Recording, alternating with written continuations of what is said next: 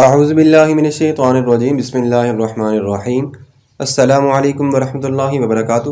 محترم سامعین، ترجمہ کلاس میں آپ سب کو خوش آمدید کہتے ہیں اور امید کرتے ہیں کہ آپ سب اللہ تعالیٰ کے فضل و کرم سے ٹھیک ٹھاک اور خوش ہوں گے۔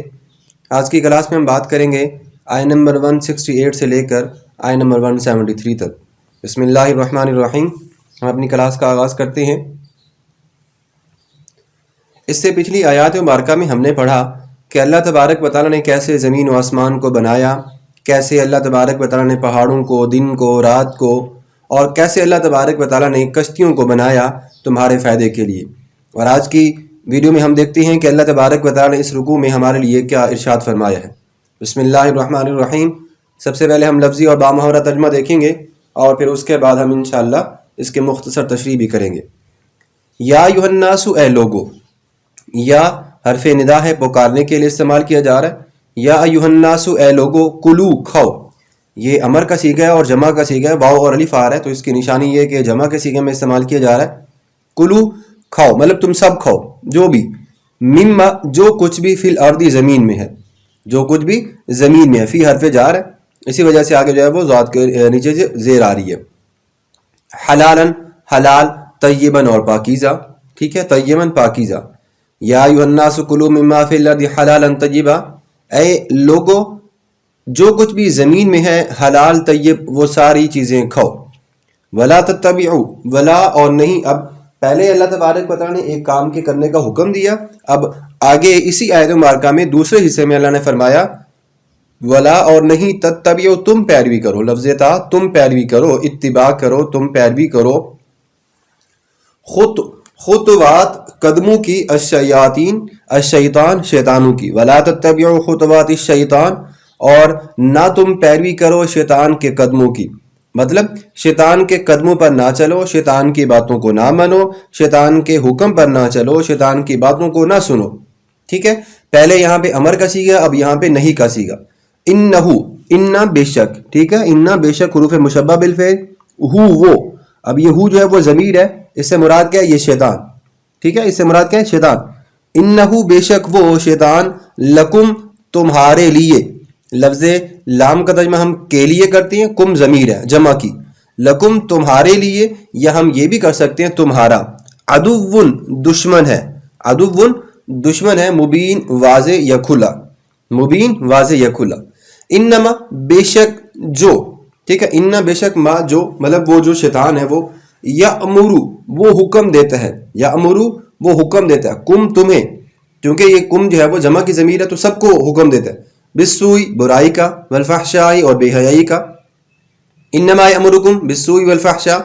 بے شک شیطان تو تمہیں حکم دیتا ہے برائی اور بے حیائی کا، ٹھیک ہے، مطلب وہ تم کو برائی اور بے حیائی کے کام کرنے کو کہتا ہے۔ وان، اور وہ یہ بھی کہتا ہے، وان اور یہ کہ، حروف ناصبہ، وان اور یہ کہ، تقولو تم کہو، تقولو تم کہو، علی اللہ اللہ پر، ما وہ باتیں، لا نہیں، تعلمون جو تم جانتے،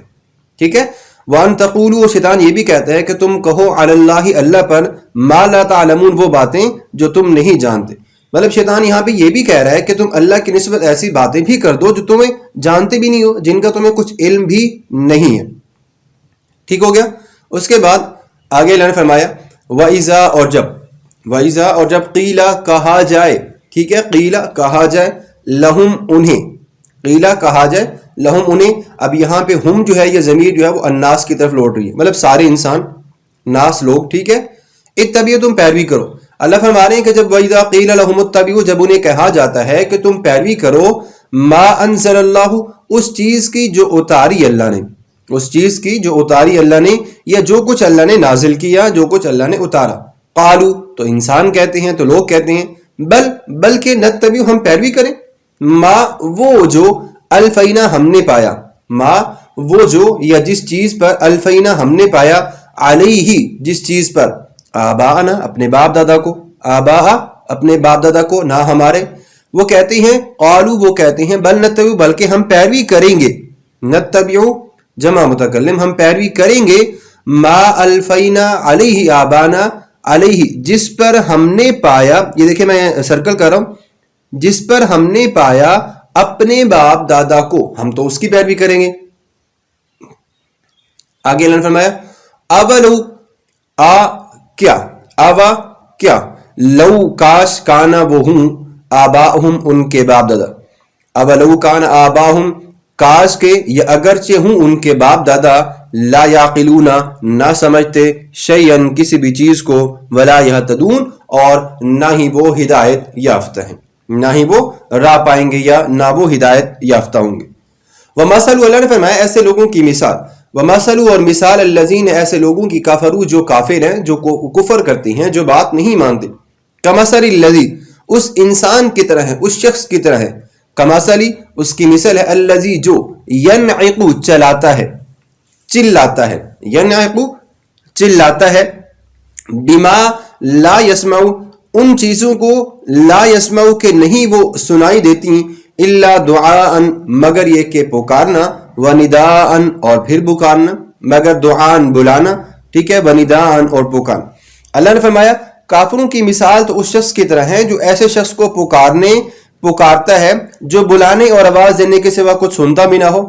اب دیکھیں اس کی مثال بھی اللہ نے فرمائی، سمن وہ بہرے ہیں، بکمن گونگے ہیں، عمیون اندھے ہیں، فہم لا یعقلون پس وہ عقل نہیں رکھتے۔ اللہ نے فرمایا دوبارہ دیکھیے، اور جو لوگ کافر ہیں ان کی مثال اس شخص کی ہے جو کسی ایسی چیز کو آوازے جو پکار اور آواز کے سوا کچھ سن ہی نہ سکتا ہو، ٹھیک ہے، دعان پکار ہو گیا، وندان اور بلانا ہو گیا یا پکار ہوگی، ندا کا مطلب ویسے پکارنا بھی ہوتا ہے، بلانا بھی ہوتا ہے، دعا کا مطلب بلانا ہوتا ہے، ٹھیک ہے۔ سم بکم عمی فہم لا یعقلون، اللہ نے فرمایا کہ یہ لوگ بہرے گونگے اندھے ہیں تو یہ لوگ عقل بھی نہیں رکھتے۔ یا ایھا الذین آمنوا ایمان والو کلو، اب دیکھیں ان تمام آیات مبارکہ میں اللہ تبارک و تعالیٰ نے ان احکامات کو بیان کرنے کے بعد دوبارہ اللہ نے پھر وہی کہا، پہلے جیسا کہ اللہ نے کہا تھا کہ تم پاکیزہ حلال چیزیں کھاؤ، دوبارہ اللہ نے وہی کہا، یا ایھا الذین آمنوا اے ایمان والو، پیچھے یا ایھا الناس تھا، اب یہاں پہ ایمان والوں کے بارے میں بات کی جا رہی ہے، اے ایمان والو کلو تم کھاؤ، من طیباتی پاکیزہ چیزیں، ما رزقناکم جو ہم نے تمہیں دی، ما رزقناکم جو ہم نے تمہیں دی، واشکروا للہ اور اللہ تبارک و تعالیٰ کا شکر ادا کرو، ان کنتم ایاہ تعبدون اگر تم اسی کی عبادت کرتے ہو تو، اگر تم اسی کی عبادت کرتے ہو تو، ٹھیک ہو گیا۔ انما بے شک جو کچھ بھی حرما حرام کیا علیکم تم پر، بے شک حرام کیا گیا ہے، حرما، ٹھیک ہے، اوپر شد آ رہی ہے تو اس کو ڈبل جو ہے وہ کھینچ کے پڑھا جائے گا، انما بے شک جو کچھ بھی حرما حرام کیا گیا ہے، علیکم تم پر، المیتۃ مردار، والدم اور خون، ولحم الخنزیر اور خنزیر کا گوشت، وما اہل بہ لغیر اللہ،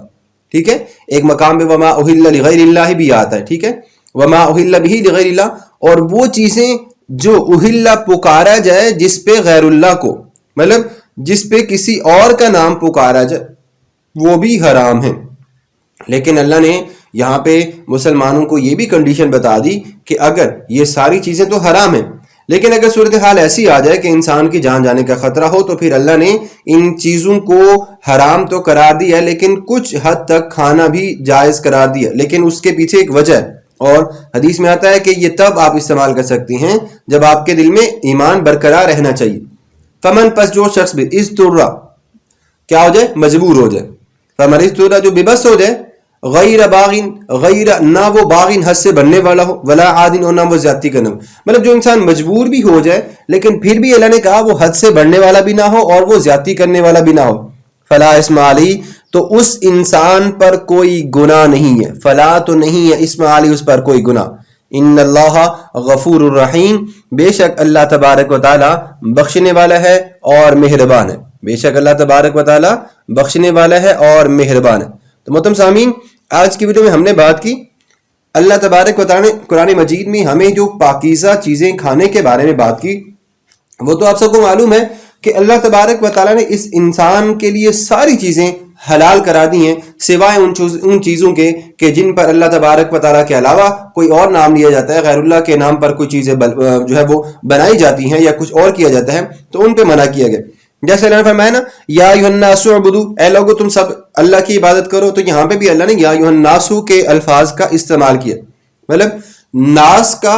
جو الفاظ استعمال کیے جا رہے ہیں اس سے مراد یہ ہے کہ سارے انسان، ساری کائنات، ٹھیک ہو گیا۔ تو اب دیکھیں جس چیز کی حرمت اگر ہمیں بتا دی گئی ہے، ٹھیک ہے، جس چیز کی حرمت اگر ہمیں بتا دی گئی ہے کہ یہ چیز حرام ہے تو وہ حرام ہے، ٹھیک ہے، اور جس چیز کی ہمیں یہ بھی بتا دیا کہ یہ حلال ہے تو وہ ہمارے لیے حلال ہے. جیسا کہ سہل بن عبداللہ نے کہا کہ نجات جو ہے وہ 3 چیزوں میں موجود ہے، مثلا حلال کھانا، فرائض کو ادا کرنا اور نبی کریم صلی اللہ علیہ وسلم کی اقتداء کرنا. اور اسی طرح سہل بن عبداللہ نے یہ بھی کہا کہ حلال مال وہ ہوتا ہے جو سود، حرام، رشوت، خیانت، مکروہ سے جو ہے وہ محفوظ ہوتا ہے، ٹھیک ہے، مطلب سود نہیں ہونا چاہیے، رشوت نہیں ہونا چاہیے، مکروہ نہیں ہونا چاہیے، جس میں کسی چیز کا کوئی ابہام پایا جائے یا وہ مبہم ہو جائے تو اس چیز سے بھی منع کیا گیا. اب دیکھیں جو کام شریعت کے مخالف ہو وہ تو شیطان کا طریقہ ہو گیا، وہ تو اللہ کا طریقہ نہیں ہوا. تو اگر اس طریقے کو، اس کام کو ہم ثواب اور نیکی سمجھ کر کریں گے تو کیا وہ صحیح ہوگا؟ جو اللہ نے منع ہی کر دیا ہے تو ہم اس کو کہیں گے نہیں جی اس میں ہمارا فائدہ ہو رہا ہے، اس کو ہم اچھا سمجھ کے کر لیتے ہیں. تو جس کام کے کرنے کا ہمیں اللہ اور اس کے رسول صلی اللہ علیہ وسلم نے حکم ہی نہیں دیا تو اس کو ہم کیسے کر سکتے ہیں؟ اگر کریں گے تو کیا ہوگا؟ نیکی سمجھ کے کریں گے تو وہ برا سمجھا جائے گا اور وہ گناہ بھی ہے. مثلا اگر ہم بات کریں کہ ماتم اور جو تعزیہ کرتے ہیں، اگر یہ 3 دن تک تو ٹھیک ہے آپ کر سکتے ہیں، لیکن اگر اس کے خلاف اگر چلتے رہیں تو پھر یہ غلط ہو جائے گا. جیسے ہم کہتے ہیں کہ چوری کر لے اور قتل، یہ بھی شریعت کے خلاف ہے کیونکہ ان کو برا سمجھ کر کیا جاتا ہے. تو آپ اس کو یہ سمجھ کر کریں کہ یہ ٹھیک ہے تو یہ غلط ہے نا، چونکہ منع کیا گیا چوری سے اور قتل سے. بہرحال آپ کو بتاتا چلوں کہ ہر وہ کام کہ جس کا آپ کو راستہ بن جائے وہ شیطان کی طرف، ہر وہ کام جو آپ کو شیطان کے قدموں پر چلانے کے لیے پابند کر دیتا ہے اور آپ کو شیطان کی طرف لے جاتا ہے وہ منع ہے، چاہے وہ کوئی بھی اچھا کام کیوں نہیں. دیکھیں اللہ نے بھلا یہاں پہ کیا فرمایا، انما یأمرکم بالسوء والفحشاء، کہ شیطان تو تمہیں بے حیائی اور برائی کے تو حکم دیتا ہے، اللہ تو یہ کام کرنے کا حکم بالکل نہیں دیتا، وہ تو اس کام سے منع کرتا ہے. تو فرمایا گیا کہ برائی اور فحشاء کے معنی بے حیائی اور برے کام ہیں. ہر وہ کام جس سے شریعت نے منع کیا ہے وہ سوء ہے، مطلب وہ بالسوء ہے. اور فحشاء سے مراد قرآن مجید میں فحشاء کا اطلاق جو ہے وہ زیادہ تر جو ہے وہ بے شمار گناہوں پر اطلاق کیا جاتا ہے، جیسے کہ زنا پر بھی اس کا اطلاق کیا جاتا ہے. اللہ نے فرمایا نا قرآن مجید میں کہ وَلَا تَقْرَبُوا الزِّنَا إِنَّهُ كَانَ فَاحِشَةً، ٹھیک ہے، وہاں پہ بھی لفظ فاحشہ کے الفاظ کا استعمال کیا جا رہا ہے. اسی طرح مشرکین جو ہے وہ بحیرہ، صائبہ اور وسیلہ اور حام بتوں کے نام پر چھوڑے ہوئے جانور کو حرام قرار دیتے تھے اور یہ گمان کرتے تھے کہ ان جانوروں کو اللہ تبارک و تعالیٰ نے حرام قرار دیا ہے. اللہ تبارک و تعالیٰ نے فرمایا کہ اللہ نے ان جانوروں کو حرام نہیں کیا، لیکن یہ مشرکین جو ہے وہ اللہ پر جھوٹ باندھتے ہیں. تو اس آیت میں یہ ہمیں بتلایا گیا ہے کہ شیطان نے ان کو اللہ تبارک و تعالیٰ کی طرف سے اس تحریم کو منسوب کرنے کا حکم دیا. مثلا میں آپ کو سمجھاؤں کہ جب اونٹنی جو ہے وہ 5 بچے دے دیتی ہے تو آخری اگر ان میں نر ہوتا ہے تو مشرکین کیا کام کرتے تھے، اس کے کان کو چیرتے اور اس پر سوار ہوتے، بوجھ لاتے اور اس کے ذبح کرنے کو حرام کرتے. مطلب وہ کہتے تھے کہ اگر اونٹنی نے 5 بچے دیے اور چھٹا جو دیا وہ نر دیا ہے تو اس کے بعد وہ جو چھٹا بچہ ہوگا وہ کوئی کام نہیں کرے گا، نہ اس پہ سوار ہونے، نہ اس پہ کوئی کام کروانا اس سے، نہ اس کو ذبح کرنے، ٹھیک ہے. اس کے وہ کان چیر دیتے تھے اور کہتے تھے کہ یہ نشانی ہوتی ہے کہ نر بچہ ہے اور یہ 5ویں کے بعد ہے. عجیب معاملے ہیں مشرکین کے. اسی طرح اس کو بحیرہ کہتے ہیں. اور جو شخص جو ہے وہ دور دراز کے سفر سے واپس آتا یا بیماری سے وہ ٹھیک ہو جاتا یا کسی جنگ یا کسی مصیبت سے وہ اگر نجات پا لیتا تو پھر وہ اعلان کر دیتا کہ میری اونٹنی جو ہے وہ بتوں کے لیے چھوڑی گئی ہے، لہذا اس پر سواری کرنا اور اس کو ذبح کرنا، اور اس کی جگہ پہ کسی بھی انسان کو میں حکم نہیں دیتا کہ وہ اس کی جگہ پہ گھاس چرنے کے لیے وہ کرے یا پانی پینے سے منع نہ کیے جائے. تو اس کو ہم صائبہ کہتے تھے. اور اسی طرح جب کوئی اونٹنی ٹھیک ہے انسان جب کوئی اونٹنی یکے بعد دیگرے مادہ کو جنم دیتی تو اس کو بھی بتوں کے ایک تقرب کے لیے ذبح نہیں کرتے تھے، تو اس کو وسیلہ کہتے تھے. اسی طرح جب ایک معین تعداد میں اونٹ جو ہے وہ جفتی کر لیتا تو اس کو بھی بتوں کے لیے چھوڑ دیتے تھے، اس کو حام کہتے تھے. صحیح بخاری جلد نمبر 2 صفحہ نمبر 665. مشرکین سے جب کہا جاتا کہ اللہ تبارک و تعالیٰ نے ان جانوروں کو حرام نہیں کیا، ان کا کھانا جائز ہے، سو ان کو ذبح کر کے کھاؤ اور ان سے نفع اٹھاؤ، تو وہ کہتے تھے تو ہم نے تو اپنے باپ دادا سے یہی سنا کہ ان جانوروں کا کھانا حرام ہے تو ہم ان کی پیروی کریں گے خواہ ان کے باپ دادا بے علم اور بے ہدایت ہی کیوں نہ ہو۔ تو اس آیت سے معلوم ہوا کہ کفر اور معیشیت میں آباء و اجداد کی تقلید کرنا بالکل باطل ہے، کیونکہ اللہ تبارک و تعالیٰ نے تقلید کی مذمت کی وجہ یہ بیان کی کہ جن کی تقلید کی جا رہی تھی وہ بے علم اور بے ہدایت تھے۔ تقلید کی تعریف کے بارے میں اگر ہم بات کریں تو کسی شخص کے قول کو بلا دلیل جو ہے وہ قبول کر لینا، کیونکہ عام آدمی میں اتنی اہلیت نہیں ہوتی کہ وہ کتاب اور سنت سے مسائل کا استنباط کر سکے، اس لیے ہر وہ پیش آمدہ مسئلہ میں علماء سے رجوع کرنے کا وہ پابند ہوگا، اور علماء اس کو اللہ اور اس کے رسول صلی اللہ علیہ وسلم کا جو حکم بتائیں گے وہ اسی پر عمل کرے گا۔ اسی طرح تمام علماء بھی تمام احکام شریعہ کو براہ راست کتاب، سنت، آثار صحابہ، اجماع اور قیاس سے نہیں نکال سکتے، اور وہ اس معاملہ میں کسی فقیہ اور مجتہد کے استنباط کردہ مسائل پر بحث کرتے ہیں اور اسی پر اعتماد کرتے ہیں۔ ٹھیک ہو گیا؟ قرآن مجید میں جیسے اللہ تبارک و تعالیٰ نے فرمایا فَاسْأَلُوا أَهْلَ الذِّكْرِ إِن كُنتُمْ لَا تَعْلَمُونَ، سورۃ النحل آیت نمبر 43، اگر تم نہیں جانتے تو علم والوں سے سوال کرو، علم والوں سے سوال کرو۔ ٹھیک ہو گیا؟ اس کے بعد آگے اللہ تبارک و تعالیٰ نے کافروں کی مثال کو بیان فرمایا ہے۔ ٹھیک ہے، یہاں پہ يَنْعِقُ بِمَا لَا يَسْمَعُ إِلَّا دُعَاءً، اب کہا جاتا ہے کہ ناحقو کا معنی ہے چرواہے کا اپنی بکریوں کو ڈانٹنا، چلانا۔ ٹھیک ہے، چرواہے کا اپنی بکریوں کو ڈانٹنا اور للکارنا اور زور زور سے پکارنا۔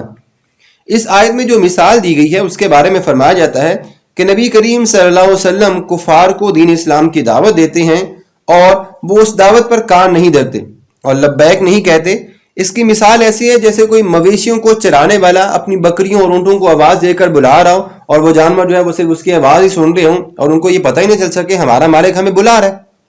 ٹھیک ہے، اسی طرح کفار بھی جو ہیں وہ یہی کام کرتے تھے کہ اپنے باطل معبودوں کو پکارتے ہیں، تو اللہ نے فرمایا کہ ان کی مثال ایسی ہے جیسے کوئی آدھی رات کو چلا رہا ہو اور اس کی آواز تو گونج رہی ہے لیکن وہ کسی کو سنائی نہیں دے رہی۔ کفار اپنے بتوں کو جو پکارتے ہیں اس کی مثال ایسی ہے جیسے کوئی چرواہا اپنے گمشدہ مویشیوں کو پکار رہا ہو اور اس کو پتہ ہی نہ ہو کہ اس کے مویشی کہاں ہیں۔ تو سم بکم عمی کی تفسیر ہم نے سورہ بقرہ کے دوسرے رکوع میں بھی ہم نے آپ کو بتائی تھی۔ اسی طرح اللہ تبارک و تعالیٰ کا ارشاد ہے کہ اے ایمان والو، پھر آگے تم ان چیزوں میں سے کھاؤ جو ہم نے تم کو دی اور اللہ تبارک و تعالیٰ کا شکر ادا کرو۔ اس کے بعد آگے ہم بات کرتے ہیں انما حرم علیکم المیتۃ والدم ولحم الخنزیر۔ اب یہاں پہ 3 چیزوں کی حرمت کا ہمیں حکم دیا جا رہا ہے۔ سب سے پہلے مردہ ٹھیک ہے، نمبر 2 یہاں پہ دیکھیں، نمبر 2 خون، اور نمبر 3 ہمارے پاس ہے خنزیر کا گوشت، وما اہل لغیر اللہ وما اہل بہ لغیر اللہ، نمبر 4 وہ جانور جس پہ غیر اللہ کا نام لیا جائے۔ یہاں پہ 4 چیزیں ہیں۔ ٹھیک ہو گیا؟ اب دیکھیں امام مسلم روایت کرتے ہیں کہ حضرت ابو ہریرہ رضی اللہ تعالیٰ عنہ بیان کرتے ہیں کہ نبی اکرم صلی اللہ علیہ وآلہ آلہ وصحبہ وسلم نے ارشاد فرمایا اللہ تبارک و تعالیٰ پاک ہے اور وہ پاک چیز کو قبول کرتا ہے اور وہ پاک چیز کے علاوہ کسی اور چیز کو قبول نہیں کرتا، اور اللہ تبارک و تعالیٰ نے مسلمانوں کو وہی حکم دیا جو رسولوں کو حکم دیا تھا۔ سو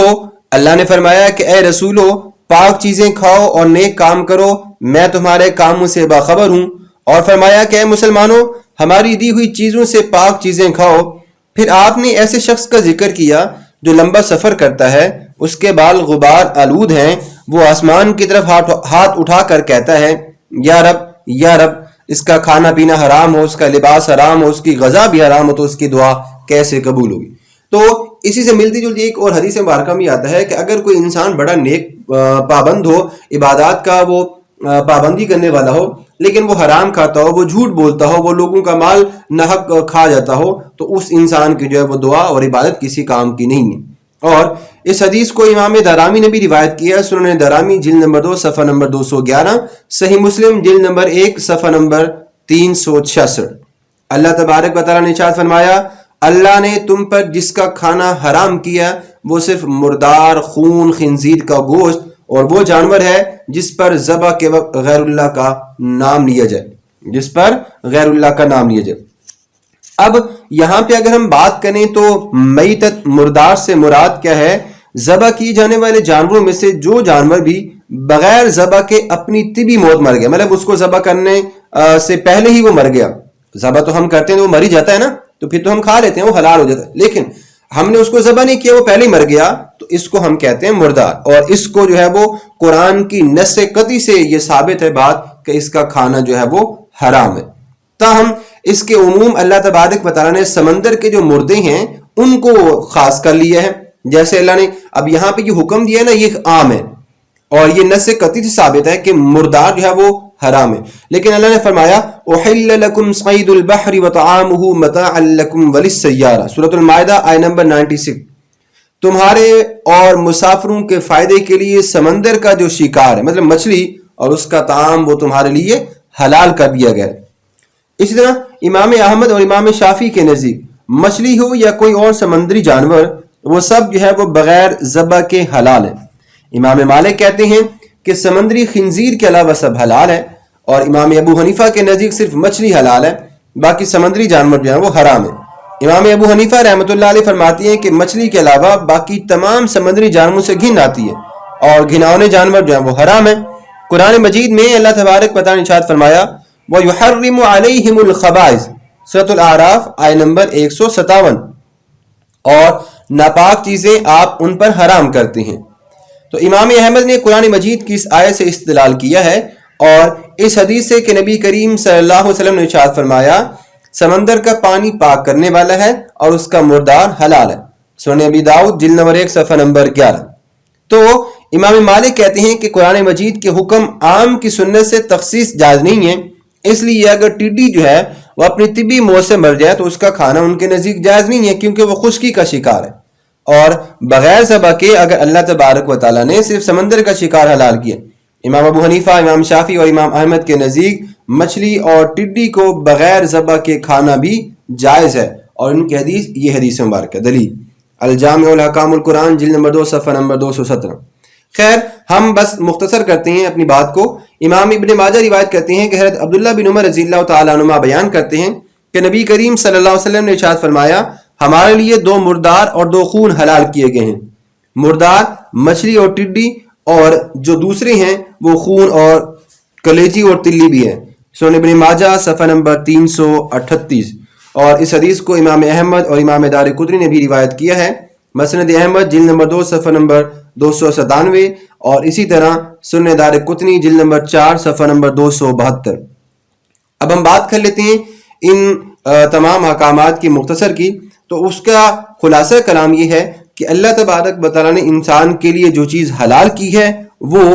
4 چیزیں ہیں، ٹھیک ہے نا، اور وہ بے شمار چیزیں ہیں. باقی جو 4 چیزیں ہیں وہ انسان کے لیے غیر حلال کر دی گئی. اگر ہم بات کریں تو جو سطح آب پر آنے والی مردہ مچھلی ہے وہ کیا ہے، تو اکثر علماء کہتے ہیں کہ وہ بھی جائز ہے، کھا سکتے ہیں. جیسے کہ حضرت جابر بن عبداللہ رضی اللہ تعالیٰ عنہ روایت کرتے ہیں کہ نبی کریم صلی اللہ علیہ وسلم نے ارشاد فرمایا جس کو سمندر پھینک دے یا جس جانور سے پانی منقطع ہو جائے اس کو کھا لو،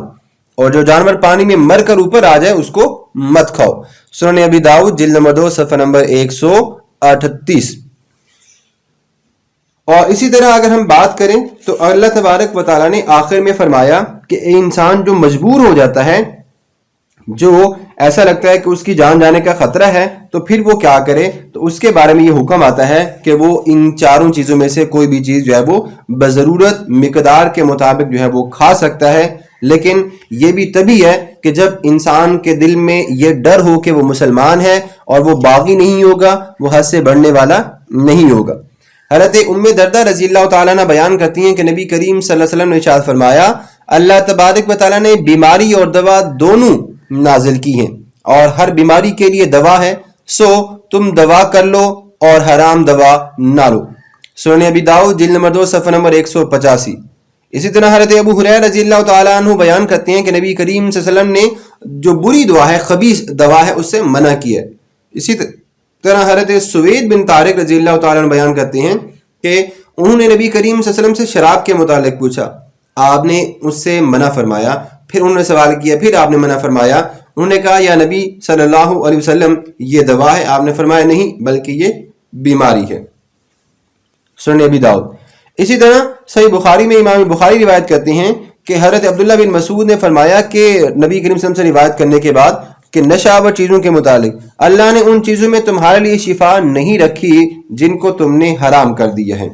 بہرحال اس کے علاوہ اور بھی بے شمار ایسی احادیث مبارکہ ہمیں ان چیزوں کے بارے میں ملتی ہیں کہ جن چیزوں کو اللہ تبارک و تعالیٰ نے حلال کہا ہے اور جن چیزوں کو اللہ تبارک و تعالیٰ نے حرام کرا دیے۔ تو اللہ تبارک و تعالیٰ نے فرمایا کہ بس انسان کے لیے اللہ تبارک و تعالیٰ نے جو چیزیں بھی حلال مقرر کی ہیں صرف وہی کھائے۔ اب اگر ہم بات کریں وما اہل بہ لغیر اللہ، تو اس کے بارے میں ہم ایک الگ سے ویڈیو بناتے ہیں اور امید کرتے ہیں کہ آپ کو آج کے ہمارے لیکچر کی سمجھ آ گئی ہوگی اور اس کی جو تشریح ہے وہ بھی سمجھ آ گئی ہوگی۔ خیر، ہم اپنی ویڈیو کا اختتام کرتے ہیں اور آخر میں ہم ان آیات مبارکہ کو اور اس کلام مجید کے ثواب کو خصوص بالخصوص حضور نبی کریم صلی اللہ علیہ وسلم کے وسیلہ جلیلہ سے، آپ صلی اللہ علیہ وسلم کے اہل خاندان اہل بیت کے صدقے سے اپنی مرحوم والدہ کی دعائے مغفرت اور دعائے صالح ثواب کے لیے اس کلام مجید کو پیش کرتے ہیں اور اللہ تبارک و تعالیٰ کی بارگاہ میں دعا گو بھی ہیں کہ اللہ تبارک و تعالیٰ اس کلام مجید کے ثواب کی وجہ سے میری والدہ کی مغفرت فرمائے، انہیں جنت الفردوس میں اعلیٰ مقام عطا فرمائے اور قبر کی تمام منازل ان کے لیے آسان فرمائے اور ان کو اپنی جوار رحمت میں جگہ نصیب فرمائے۔ آمین۔ وما علینا الا البلاغ المبین۔